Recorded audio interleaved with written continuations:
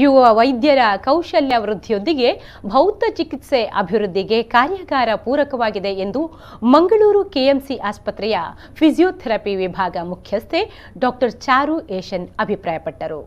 ಅವರು ಫಿಸಿಯೋಥೆರಪಿಯಲ್ಲಿ ಉದ್ಯಮಶೀಲತೆ ವಿಚಾರದ ಕುರಿತ ಪೂರ್ವಭಾವಿ ವೈಜ್ಞಾನಿಕ ಕಾರ್ಯಾಗಾರವನ್ನು ದೇರಳಕಟ್ಟೆಯ ಕ್ಷೇಮ ಆಡಿಟೋರಿಯಂನಲ್ಲಿ ಮಂಗಳವಾರ ಉದ್ಘಾಟಿಸಿ ಮಾತನಾಡಿದರು. ವೈದ್ಯಕೀಯ ಕಾಲೇಜುಗಳ ಕಲಿಕೆಯಲ್ಲಿ ಯುವ ವೈದ್ಯರು ಸಾಕಷ್ಟು ಜ್ಞಾನದ ಕೊರತೆಯನ್ನು ಅನುಭವಿಸುತ್ತಾರೆ.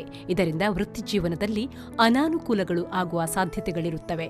ಇತರೆ ವಿಭಾಗಗಳ ಜೊತೆಗೆ ಸೇರಿಕೊಂಡು ಜ್ಞಾನವನ್ನು ವೃದ್ಧಿಸುವುದರ ಜೊತೆಗೆ ಕಾರ್ಯಾಗಾರದಲ್ಲಿ ಸಿಗುವ ಮಾಹಿತಿಗಳಿಂದ ಕೌಶಲ್ಯ ವೃದ್ಧಿ ಜೊತೆಗೆ ಚಿಕಿತ್ಸಾ ವಿಧಾನವನ್ನು ಅಭಿವೃದ್ಧಿಪಡಿಸಬಹುದು ಎಂದರು.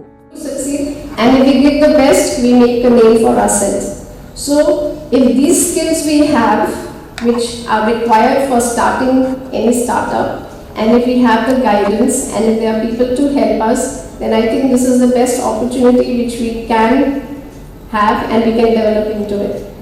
So I'm sure that this workshop will be it will give you a different idea other than musculoskeletal, cardiothoracic and neurosciences. It will give you a different idea how to look in a different direction and think of physiotherapy in a different direction. ಮುಖ್ಯ ಅತಿಥಿಯಾಗಿ ಭಾಗವಹಿಸಿದ್ದ ನಿಟ್ಟೆ ಸಂಸ್ಥೆಯ ಉಪಕುಲಪತಿ doctor Satish Kumar Bhandari ಮಾತನಾಡಿ, ಫಿಸಿಯೋಥೆರಪಿಸ್ಟ್ಗಳು ನಾವೀನ್ಯತೆಯನ್ನು ಹುಡುಕುವುದರ ಜೊತೆಗೆ ವಿಭಿನ್ನವಾಗಿ ಯೋಚಿಸುವ ಮನಸ್ಥಿತಿಯನ್ನು ಬೆಳೆಸಬೇಕಿದೆ.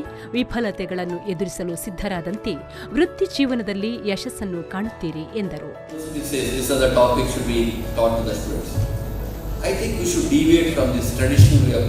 Teaching, and you should include more of such innovative things like entrepreneurship, because in physiotherapy I think you are dealing with a lot of patients. Daily we think, why can't I do it differently?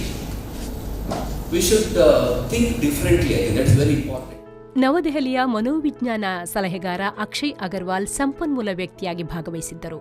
ಕ್ಷೇಮ physiotherapy college ಪ್ರಾಂಶುಪಾಲ doctor ಧಾನೇಶ್ Kumar ಕೆಯು ಮತ್ತಿತರರು ಉಪಸ್ಥಿತರಿದ್ದರು. Arif Kalkatta, ವಿ4 news 24/7 Ullal.